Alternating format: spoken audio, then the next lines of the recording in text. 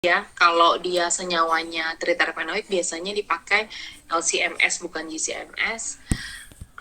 Lalu ada identifikasi NMR.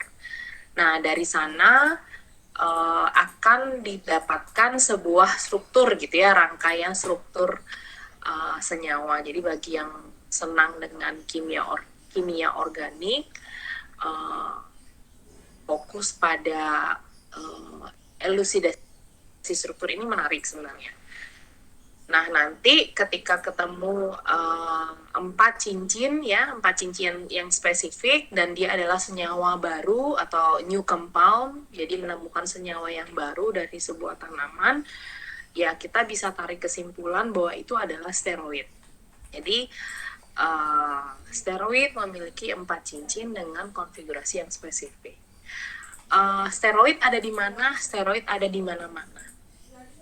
Pada tanaman ada, pada hewan ada, pada fungi ada, dan pada manusia pun ada, gitu ya. Sebagai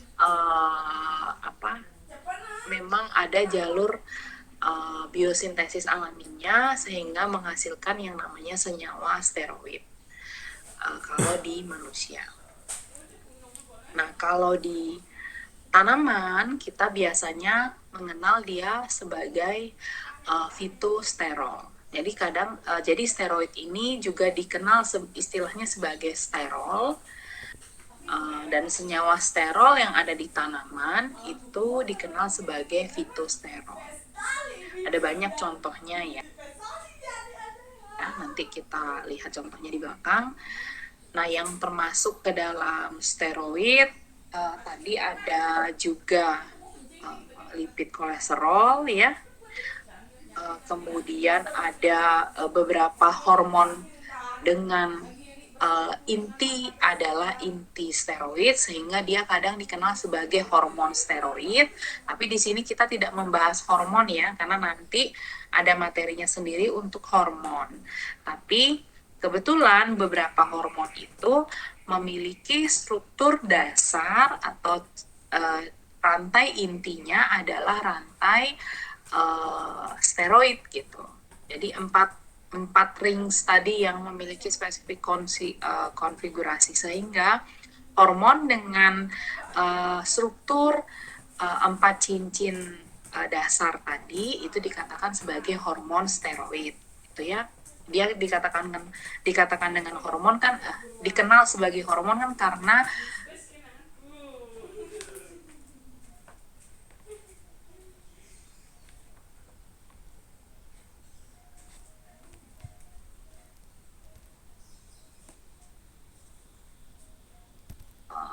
obat dexamethasone ini juga merupakan steroid atau juga dikenal sebagai kortikosteroid yang memiliki kemampuan antiinflamasi. Steroid itu secara fungsi biologi itu bisa dianggap sebagai komponen yang sangat penting pada membran sel, ya, yang akan mempengaruhi fluiditas dari membran. Kemudian dia juga bisa sebagai signaling molekul yang akan mengaktifasi reseptor hormon steroid, ya, mengaktifasi reseptor hormon steroid. Kalau dari nomenklatur atau penamaan, ya, steroid ini intinya punya cincin inti ya, yang dinamakan cyclopentanoperhidrofenatren.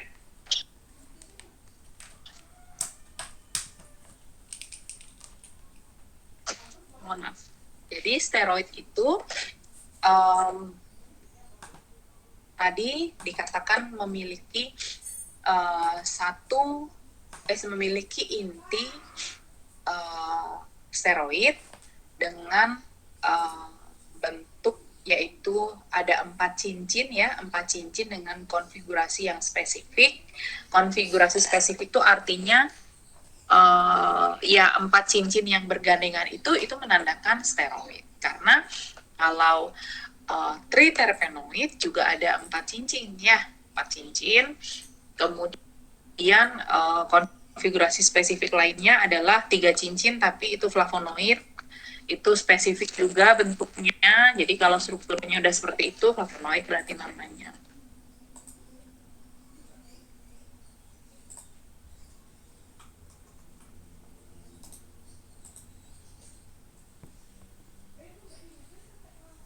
Nah, nanti saya akan memperlihatkan cincinnya ya. Rasanya ini di slide setelahnya. Nah, steroid terdistribusi luas di tanaman, di hewan tadi ya, yang punya aktivitas biologi. Contohnya misalnya beberapa hormon yang memang mempengaruhi reproduksi gitu ya pada manusia. Contohnya ada estradiol, ada progesteron, ada testosteron. Itu salah satu itu diantaranya adalah senyawa steroid gitu ya. Lalu ada juga ecdison yang berperan pada proses molting pada serangga. Lalu ada ateridiol yang juga yang bisa didapatkan dari fungi yang yang memiliki kemampuan menginduksi reproduksi ya, reproduksi seksual pada fungi. Nah, sorry. Nah, kemudian beberapa steroid itu juga berkontribusi pada aktivitas terapeutik ya, aktivitas terapeutik yang dibutuhkan oleh manusia. Misalnya senyawa steroidnya contohnya adalah digitoksin. Digitoksin ini adalah contohnya, di mana digitoksin ini bisa berperan sebagai kardiotonik. Jadi efek terapeutik dari digitoksin apa? Kardiotonik. Efek terapeutik dari ergosterol, itu ergosterol ini merupakan prekursor vitamin D. Jadi dia fungsinya di sana. Lalu ada estrogen dan progestin yang merupakan oral kontrasepsi, dan ada kortikosteroid, banyak jenis senyawa kortikosteroid yang punya aktivitas antiinflamasi ya. Jadi ini adalah senyawa steroid juga, kortikosteroid, dan berperan sebagai antiinflamasi. Kelompok androgen atau dikenal juga sebagai steroid anabolik gitu ya. Jadi dia digolongkan sebagai steroid anabolik karena memiliki kemampuan sebagai anabolic agent, yang salah contohnya adalah androgen.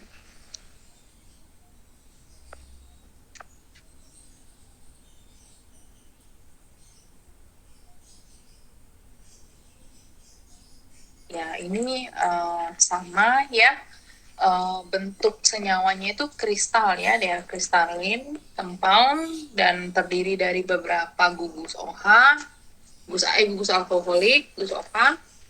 Lalu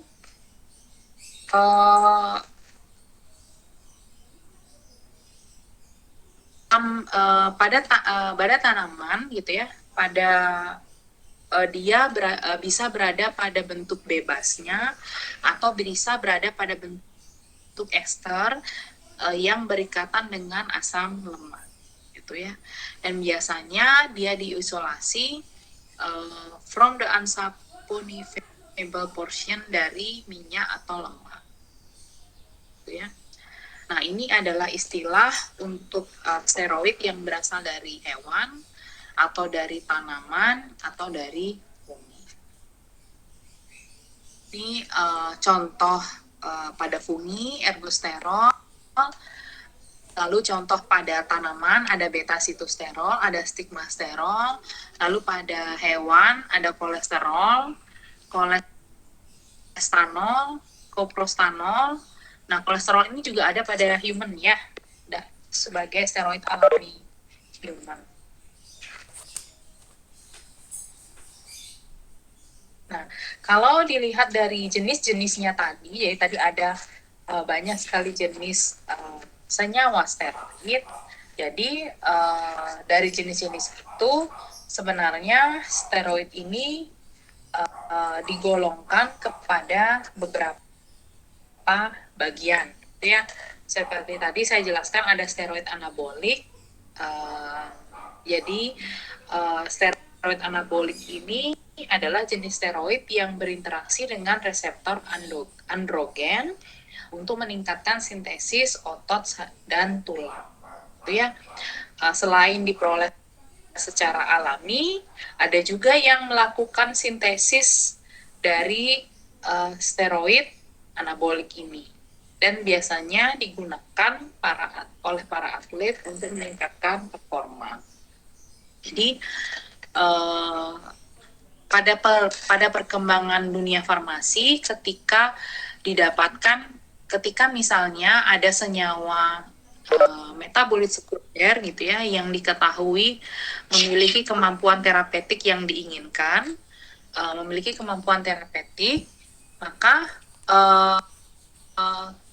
biasanya dilakukan proses sintesis untuk bisa mendapatkan senyawa tersebut dibandingkan untuk mengambil dari sumbernya langsung. Jadi proses perkembangan beberapa obat kimia yang kita tahu menjadi yang sebagian besar obat kimia itu berasal dari tanaman gitu ya, hasil penemuan pada tanaman.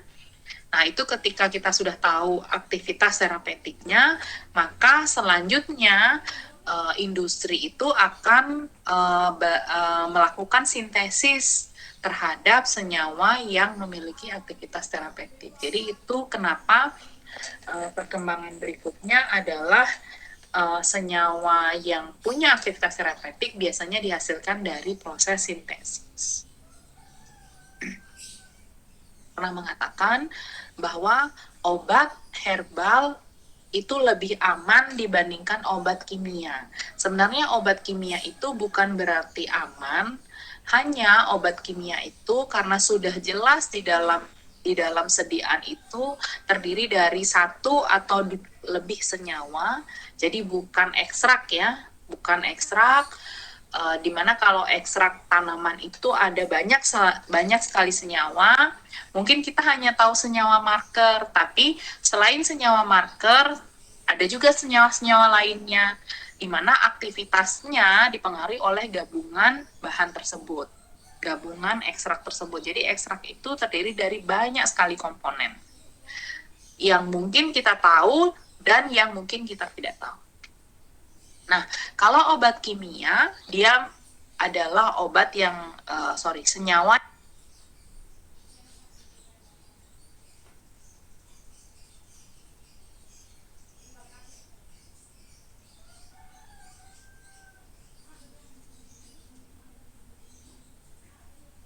gitu ya, seperti misalnya morfin, itu asalnya dari tanaman. Tapi seiring perkembangan zaman, karena morfin ini memiliki efek terapeutik, maka dilakukanlah proses sintesis agar tidak mengambil sumber alaminya. Sehingga obat kimia ini sebenarnya obat yang sangat dibutuhkan pada dunia kesehatan karena sudah memiliki bukti mekanisme kerja gitu ya, senyawanya satu sehingga bisa langsung bekerja ke reseptor target, bekerja langsung, tidak ada yang menghambat, jadi tidak ada senyawa lain atau komponen lain yang akan menghambat kinerja dari satu obat atau satu senyawa tersebut sehingga dia bisa bekerja maksimal. Untuk sebuah pengobatan yang memerlukan obat sintesis itu sangat diperlukan. Kalau obat bahan alam, kenapa banyak orang yang bilang dia aman?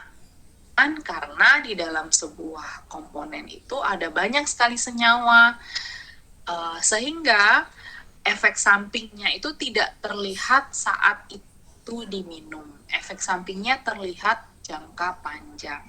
Begitu pula efek khasiatnya juga terlihat jangka panjang, sehingga obat herbal itu lebih banyak digunakan, sebenarnya disarankan untuk terapi komplementer atau pelengkap, ya, yang melengkapi terapi pengobatan yang sedang dilakukan, atau bisa juga sebagai preventif, gitu ya, untuk mencegah, artinya belum sakit tapi berusaha memelihara kesehatan dengan cara meminum obat herbal, itu bisa. Nah, kemudian golongan berikutnya ada kortikosteroid. Kortikosteroid itu yang termasuk di dalamnya itu ada glukokortikoid dan mineral kortikoid. Glukokortikoid ini berperan gitu ya, berperan dalam proses metabolisme dan imun, dan seringkali juga digunakan untuk antiinflamasi. Lalu kalau mineral kortikoid berfungsi untuk menjaga volume darah dan mengontrol ekspresi elektrolit dari renal atau ginjal.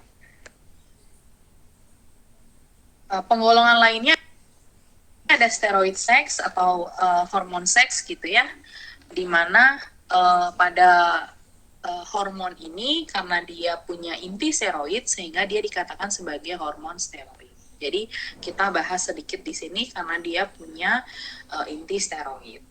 Lalu ada kelompok fitosterol yang ini sangat sering sekali ditemukan dalam tumbuhan. Jadi kalau kita melakukan pemisahan atau isolasi atau vaksinasi, kemudian senyawa nonpolar yang terikut pada pelarut nonpolar itu bisa jadi adalah senyawa sterol, ya, fitosterol. Lalu ada ergosterol. Ergosterol ini ditemukan dalam fungi atau jamur. Nah, tadi dikatakan bahwa struktur dari steroid itu terdiri dari 4 cincin dengan konfigurasi yang spesifik yang dikenal dengan nama 1,2 siklopentanopenantren. Jadi penamaannya 4 cincin ini seperti ini. 1,2 siklopentanopenantren. Nah, kalau kita berbicara biosintesis, ya, biosintesisnya ini kan sebenarnya biosintesis terpenoid yang mungkin kalian lihat pada slide kuliah saya sebelumnya. Nah, saya sebenarnya kalau ini kan potongan nih, ya, karena kalau kita bicara jalur asam astat mevalonat harusnya kan ada proses di atasnya seperti yang ini ya, misalnya ada asetil-CoA, dan ini jalur mevalonat ya. Kemudian dari sini ada squalen, nanti membentuk kolesterol, nah lalu membentuk senyawa lainnya, gitu ya. Nah, ini sebenarnya ada penjelasannya, nanti saya kasih link artikelnya lagi, bahwa jalur penjelasan ini ya, panahnya yang titik-titik dan ini. Jadi dari sini, ini udah pasti menjadi squalen dan bisa menjadi beta sitosterol. Lalu dari sini menjadi stigmasterol. Jadi ini langsung. Nah, kenapa saya masukkan ini? Jadi sebenarnya dasar dari pembentukan squalen itu kalau kita breakdown lagi penjelasan yang tadi, ini di breakdown, ini berdasarkan penggabungan DMAPP dan IPP, gitu ya. Jadi squalen itu kalau skema yang ini kalau kita breakdown itu sebenarnya berasal dari gabungan antara DMAPP dengan IPP yang membentuk FPP ya, atau vernisil. fernisil difosfat atau C15. Nah, double FPP itu akan menghasilkan triterpen sebenarnya. Triterpenoid dengan C30. Atau langsung di sini squalen ya yang sebagai prekursor. Nah, dari squalen inilah nanti akan terbentuk beberapa sterol gitu ya. Beta sitosterol salah satunya. Kalau beta sitosterol ini ada di dalam tumbuhan karena ini adalah termasuk fitosterol. Lalu ada juga stigmasterol. Jadi mungkin di sini kalian lihat tadi stigmasterol ini juga ada. Ini juga adalah fitosterol, ya, fitosterol. Kolesterol ada nggak di tanaman? Ada. Jadi beberapa tanaman itu ada kolesterol. Kampesterol ini ada nggak dalam tanaman? Ada. Ya. Lalu pada tanaman juga ada ergosterol, pada tanaman juga ada brassikasterol. Ya. Tuh. Oh, sorry, ergosterol, ya, benar. Nah, nanti selain ergosterol, selain ada pada tanaman, dia juga ditemukan pada fungi. Ya.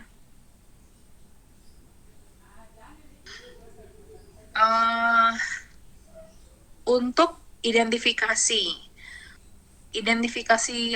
kolesterol, nah karena tadi jalur biosintesisnya sama gitu ya, jalur biosintesisnya sebenarnya berasal dari jadi prekursornya sama, yaitu punya cincin karbon 30 gitu ya, maka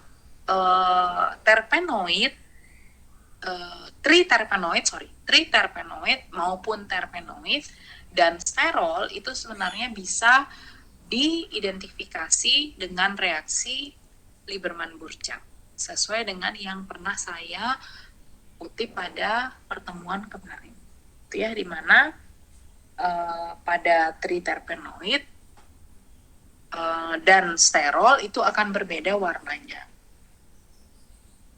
Pada terpenoid juga berbeda. Kalau pada terpenoid dia akan berwarna jingga ketika direaksikan dengan asam sulfat dan asetat anhidrat. Tapi kalau pada kolesterol dia ada greenish color, jadi biru, hijau kebiruan gitu, warna yang berkembang di lapisan dua lapis pelarut itu. Jadi ekstrak, jadi ada ekstrak ditambah kloroform. Jadi ini kan kolesterol in kloroform, artinya karena kita mau mengidentifikasi ekstrak, solution atau larutan ekstrak itu dimasukkan dengan kloroform, kemudian diberi, jadi ini udah ada di tabung, diberi asam sulfat, lalu dimasukkan lagi asetat anhidrat. Nanti akan terbentuk lapisan greenish color di sini. Jadi ada dua layer atau dua pelarut gitu ya di layernya perbatas.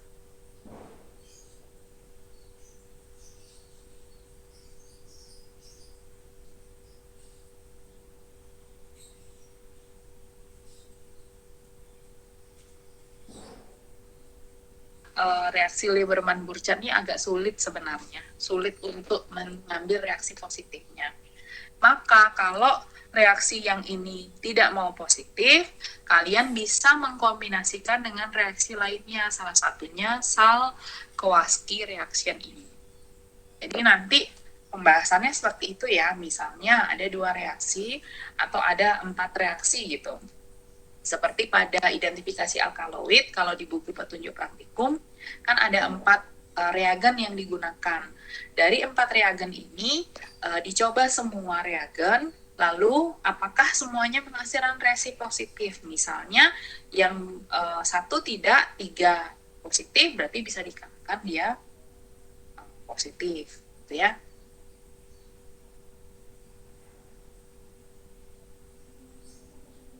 Nah, yang Lieberman-Burchard ini terus terang memang agak sulit untuk mendapatkan reaksi hijau kebirauannya.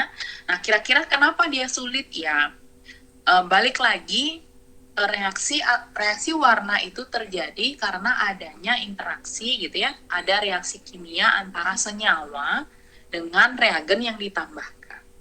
Nah, apabila reaksi kimianya hasil positifnya tidak terjadi, maka kemungkinan errornya ada di mungkin reaksinya gitu ya, apakah sudah baru atau enggak, atau kalau lagi praktikum dicek reaksinya benar apa enggak yang diambil. Kalau benar ya berarti oke, apakah dia baru, oke. Kalau tidak baru berarti oke. Kalau tidak baru berarti mungkin kesalahannya di sana. Kalau dia baru berarti kita telusuri di ekstraknya. Nah, ekstraknya seperti apa? Ekstraknya pekatkah? Itu bisa menjadi pertanyaan. Karena kalau ekstraknya encer, kemungkinan senyawa sterol yang ada di dalam ekstrak itu sangat kecil sekali keberadaannya. Sehingga ketika dia direaksikan dengan reagen, itu tidak memberi hasil yang maksimal. Ya, jadi jumlah senyawa di dalam suatu ekstrak sangat menentukan hasil reaksi dari proses tadi. Ya. Nah, karena sterol itu ada di semua tanaman, tapi biasanya jumlahnya sedikit, sulit sekali mendapatkan sterol.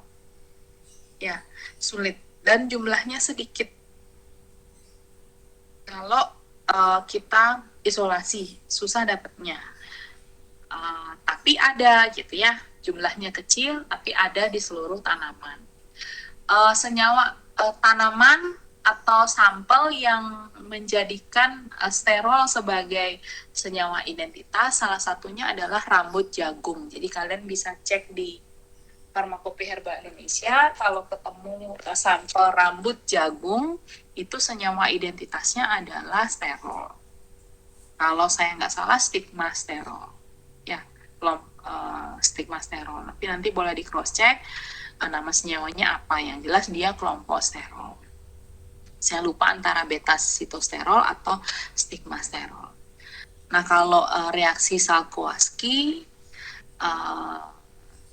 ini sama, ekstrak tersebut ditambahkan ekstrak tersebut di dalam kloroform, kemudian nanti ditambah asam sulfat saja, nanti akan ketemu red color.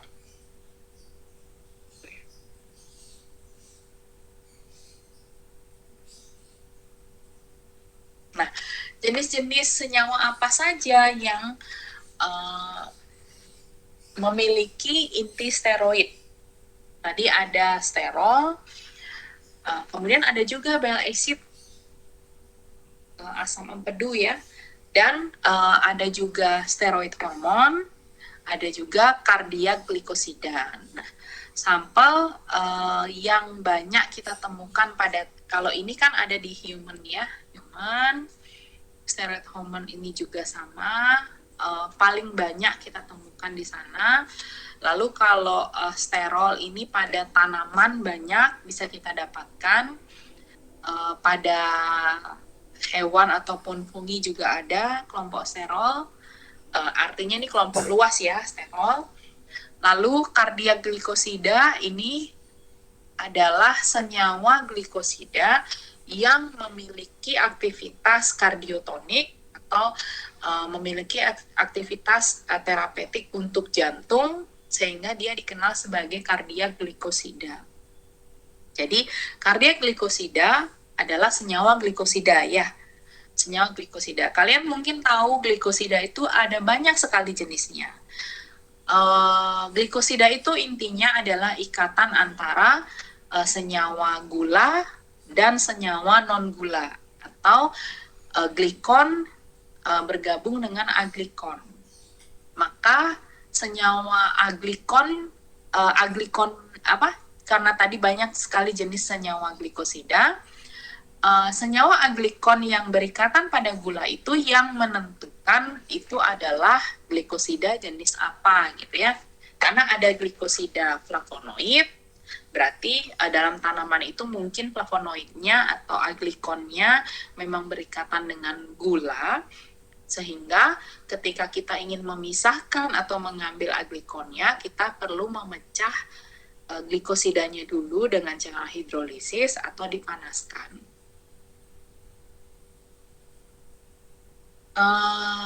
Nah, kenapa dia disebut kardiak glikosida? Karena dia memiliki efek terapeutik terhadap jantung, sehingga disebut sebagai kardiak glikosida. Nah, sterol itu sebenarnya nama umum untuk semua jenis steroid ya, sterol seperti kolesterol ya, sterol itu untuk istilah untuk kelompok kolesterol itu sterol, beta sitosterol, stigmasterol, ergosterol gitu ya. Itu istilah yang diberikan sterol itu adalah penamaan untuk beberapa komponen ini. Nah, beta sitosterol kan tadi ada pada tanaman ya.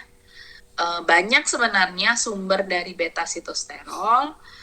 Kalau di FAI kalian bisa lihat dia sebagai senyawa identitas dari sterol sebagai senyawa identitas dari rambut jagung ya. Stigmasterol itu sebenarnya closely related dengan beta sitosterol. Dia ada perbedaan struktur yang sedikit sekali antara keduanya. Dan stigmasterol bisa sebagai prekursor pregnancy type steroid hormone. Lalu ada ergosterol.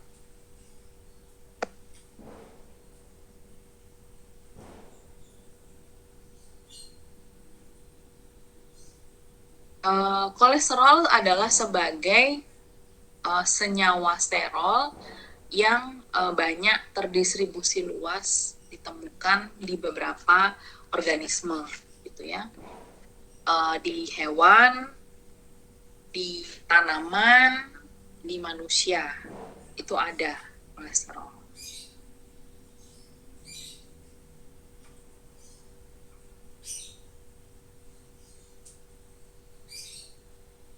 Dan pertama kali dia diisolasi pada human gallstone. Nah, ditemukan juga pada jaringan hewan, ya. Dan kolesterol ini adalah konstituen dari lanolin. Konstituen itu berarti salah satu senyawa yang menyusun atau sebagai senyawa komposisi dari lanolin. Itu ada kolesterol. Jadi lanolin itu ada kolesterol. Seperti minyak-minyak itu ada kolesterolnya juga ya. Beberapa jenis minyak.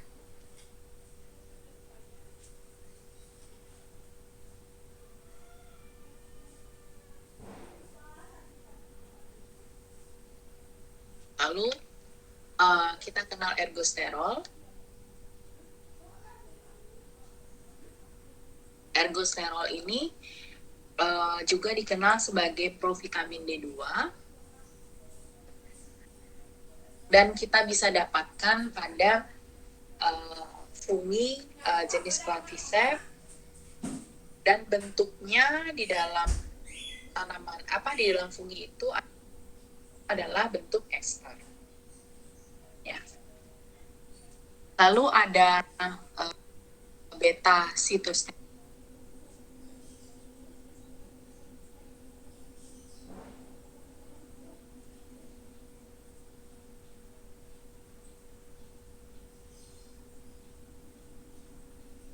Dan other seed oil. Lalu beta sitosterol ini memiliki efek terapeutik menurunkan konsentrasi dari LDL ya.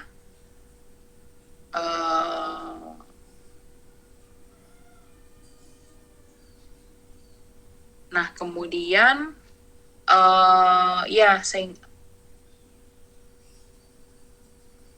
dia dipercaya mampu menurunkan level plasma dari kolesterol dengan mempengaruhi absorpsinya. Lalu punya efek gitu ya yang tidak diinginkan kalau beta sitosterol ini, seperti laksaktif, efek mual dan muntah ya. Nah, kemudian ada stigmasterol. Stigmasterol ini dari sisi struktur dia related dengan beta sitosterol. Dan pertama kali diisolasi dari Calabar beans ini. Dan bisa kalian dapatkan juga pada soybean oil. Kalau di ya, nah kemudian karena pada posisi ikatan rangkap posisi nomor 22 gitu ya, dia punya ikatan rangkap. Jadi si stigmasterol ini bisa dengan mudah berkonversi gitu ya menjadi pregnant type steroid hormone dibandingkan beta sitosterol. Jadi double bond at the position 22 of stigmasterol itu menyebabkan struktur senyawa itu readily convert into the pregnant type steroid hormone daripada beta sitosterol. Nah, bagaimana cara mengekstraksi sterol gitu ya? Baik beta sitosterol atau stigmasterol, biasanya senyawa sterol ini dia akan lebih mudah terlarut pada pelarut yang semipolar nonpolar. Pada pelarut etanol bisa nggak? Bisa, karena etanol itu sifatnya universal ya, universal. Namun dia tidak akan dapat melarutkan banyak, sehingga ketika misalnya dilakukan proses isolasi, memisahkan senyawa, kemudian mencari khasiatnya gitu ya dari senyawa yang tidak kita ketahui. Kadang kita perlu pisahkan lagi yang ekstraksi dengan etanol itu, dibagi lagi menjadi senyawa-senyawa yang nonpolar, semipolar, polar. Jadi dilakukan pemisahan lagi dari ekstrak etanol. Jadi etanol itu sifatnya universal, dia akan melarutkan semua senyawa. Kemudian dari ekstrak etanol itu nanti dipisahkan lagi, misalnya mau melihat apakah hanya senyawa nonpolarnya aktif, semipolarnya, atau polar. Biasanya proses itu dilakukan ketika kita mau melakukan pemisahan atau isolasi. Pemisahan sebuah senyawa atau isolasinya. Kalau pemisahan kalau misalnya pemisahan senyawanya ini memang senyawa yang sifatnya unknown compound, jadi kita bisa pisahkan dengan cara yang gambling tadi, memisahkan nonpolar, semipolar, polar. Tapi kalau kita memisahkan senyawa yang kita ketahui atau dikenal sebagai known compound, maka kita perlu mencari sifat fisika kimia dari senyawa itu dan langsung saja dilarutkan atau dipilih pemisahannya yang spesifik untuk senyawa tersebut. Gitu ya, misalnya memisahkan antosianin. Kalau karena antosianin itu sifatnya polar, lalu dia mudah teroksidasi. Jadi antosianin itu kan senyawa yang membuat beberapa tanaman itu jadi berwarna ungu, gitu ya, senyawa antosianin. Dan kalau dia dipisahkan, senyawa itu tuh mudah teroksidasi. Jadi untuk menjaga stabilitas dari senyawanya, beberapa perlakuan spesifik dilakukan, seperti mengekstraksi dengan pelarut polar dan ditambahkan asam di sana, sehingga senyawanya stabil pada saat proses pemisahan atau tidak rusak ya. Nah,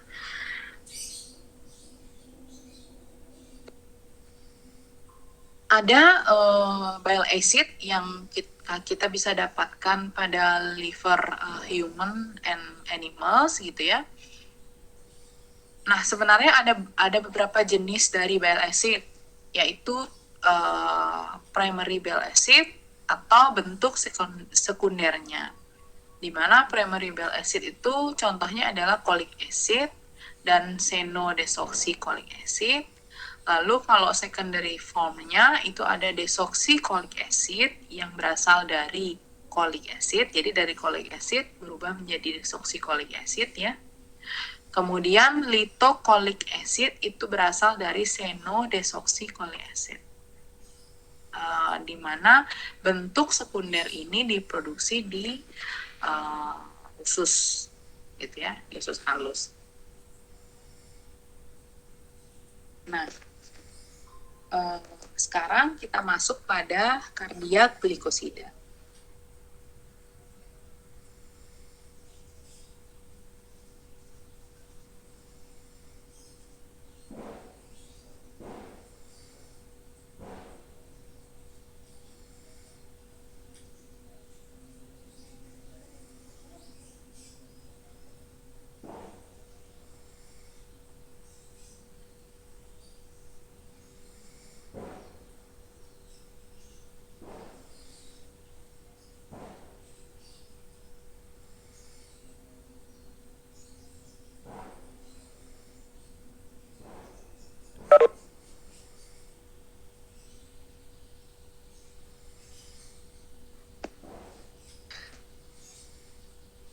Oke, kardiak glikosida ya. Tadi saya ulang kembali, kardiak glikosida ini kenapa dia dikatakan kardiak glikosida? Kalau nama kardiaknya karena dia memiliki efek terapeutik pada daerah jantung, ya, atau memiliki khasiat kardiotonik atau efek terapeutik pada jantung atau otot jantung. Nah, kalau glikosida, kalian semua tahu bahwa glikosida itu dia dikatakan senyawa glikosida karena senyawa tersebut berikatan dengan gula, gitu ya. Senyawa steroidnya berikatan dengan gula, sehingga disebut sebagai glikosida. Dia tidak dikenal sebagai glikosida steroid untuk beberapa jenis glikosida steroid ini ya. Dia lebih dikenal sebagai kardiak glikosida.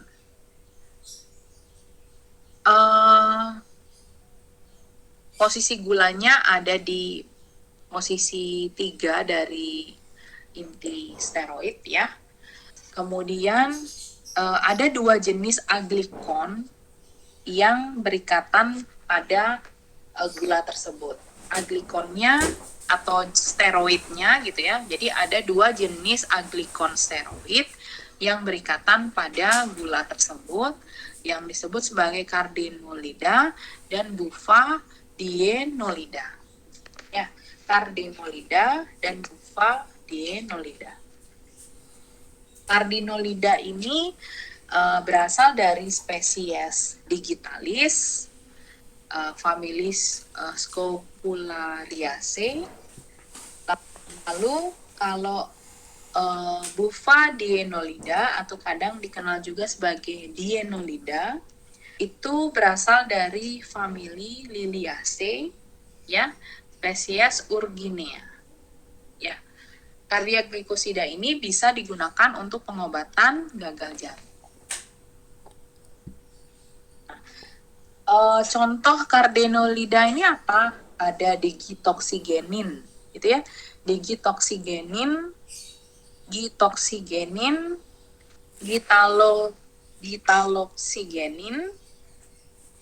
digoksigenin, diginatigenin, stropantidin, dan ubagenin. Ya, saya ulang. Contoh-contoh senyawa cardenolida, jadi dia kan berasal dari spesies digitalis ya, digitalis sp. Cardenolida ini contoh-contohnya ada digitoksigenin salah satunya. Lalu ada juga gitoksigenin. Ada gitaloksigenin. Kemudian ada digoksigenin, ada diginatigenin, ada stropantidin, ya, dan ada uobagenin. Ya, selalu ada genin di belakangnya karena dia adalah senyawa aglikon. Nah, kalau kelompok bufadienolida itu contohnya ada skillaridin, kemudian skillipiosidin, kemudian ada helebrigenin.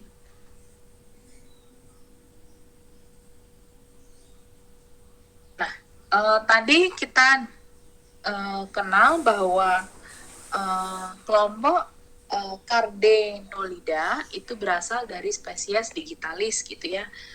Digitalisnya ada apa saja? Ada digitalis purpurea, ada digitalis lanata, ada digitalis grandiflora gitu ya, spesies digitalis. Di mana konstituen di dalamnya ada digitoksin, ada gitoksin, ada gitalotoksin. Nah, jadi kita bisa juga dengar istilahnya digitoksin. Kita juga bisa pakai istilahnya digitoksigenin. Ya.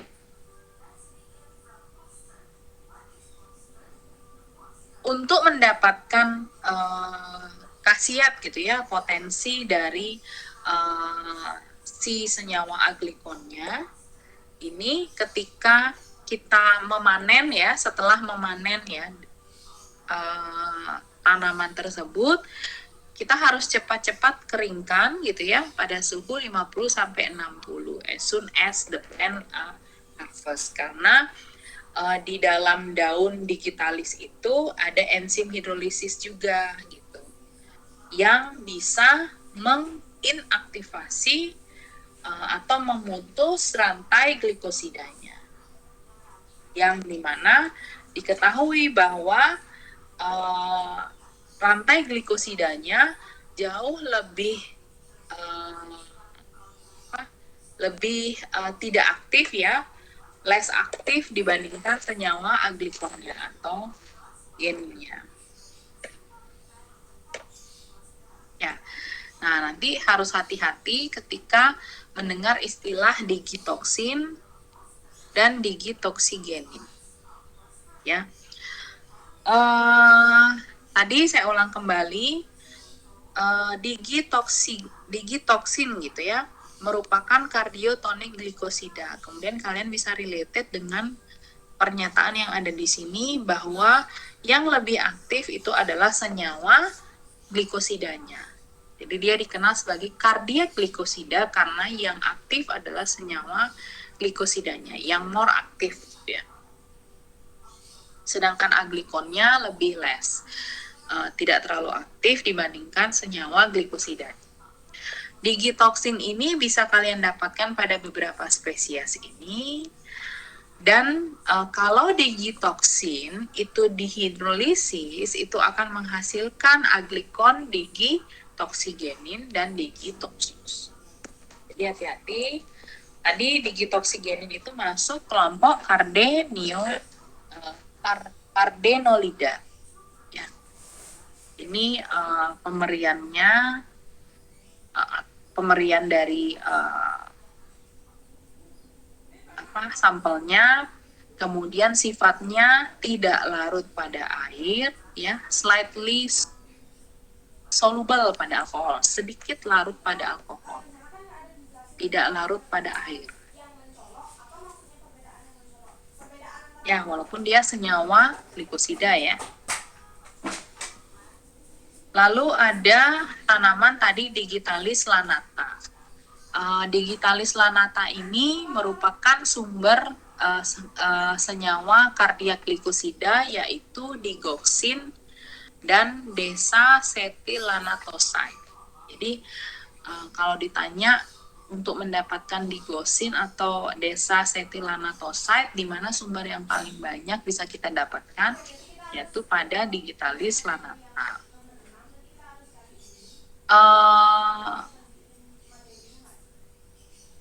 Aglikon ya, ini aglikon yang ada yang tadi cardenolida ya, yang saya sebutkan di depannya, ini semua cardenolida. Jadi ada digitoksigenin, ada gitoksigenin, ada gitaloksigenin. Ini nyambung ya. Ini biasanya also found di Digitalis purpurea. Nah, ini karena berbicara Digitalis lanata, aglikon yang bisa kita dapatkan adalah digoksigenin atau diginatigenin. Ya, ini semuanya adalah cardenolida. Ya, ada digoksin. Digoksin dapatkan di Digitalis lanata. Kalau dia dipecah, jadi ini adalah senyawa glikosida. Kalau dilakukan hidrolisis, maka aglikonnya dari digoksin itu apa? Digoksigen. Ya. Gulanya apa? Digitoksos namanya. Lalu ada senyawa glikosida deslanoside, ya, deslanoside,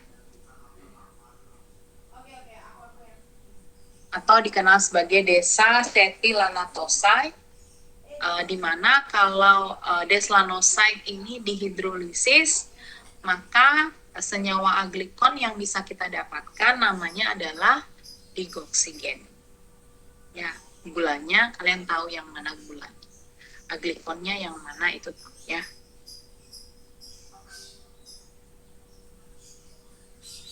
Nah, slide terakhir yaitu senyawa alkaloid. Jadi alkaloid dia adalah senyawa alkaloid yang kita tahu kalau alkaloid itu ada nitrogen gitu ya di dalamnya. Tapi dia juga mempunyai inti cincin inti steroid gitu ya. Cincin inti steroid.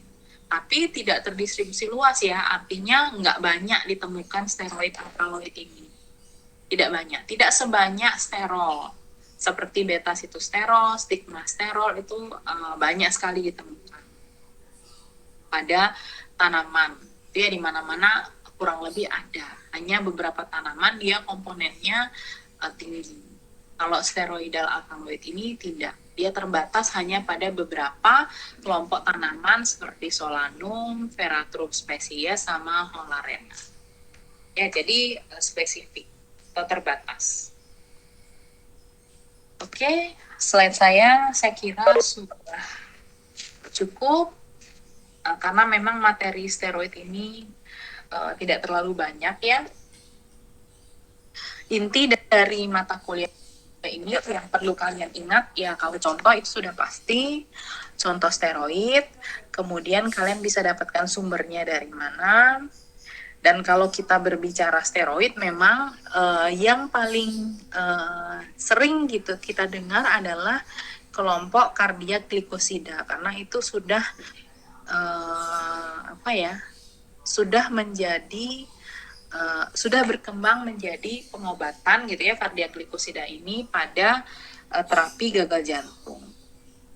Ya, sudah digunakan dalam pengobatan terapi gagal jantung. Jadi sering sekali kita kenal kardiak glikosida. Selain kardiak glikosida, yang banyak kita dapatkan adalah kelompok sterol. Baik kolesterol, lalu ada stigmasterol, ada beta-sitosterol gitu ya. Itu banyak kita bisa temukan pada hewan maupun tanaman maupun beberapa kelompok steroid ya, senyawa-senyawa yang punya inti steroid itu bisa kita temukan di manusia. Jadi di materi kuliah ini tidak membahas hormon.